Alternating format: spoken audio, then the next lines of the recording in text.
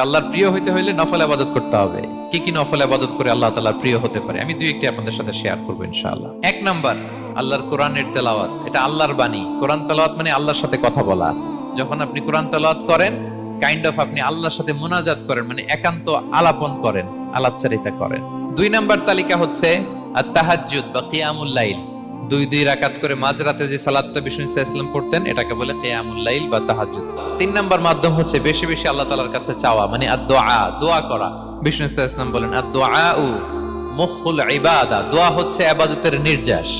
এবং আল্লাহর কাছে চাইলে আল্লাহ খুশি হয়, না চাইলে আল্লাহ বেজার হয়। বিনয়ের সাথে চাইতে হবে, চোখের পানি ছেড়ে চাইতে হবে, চাওয়ার মতো চাইতে হবে।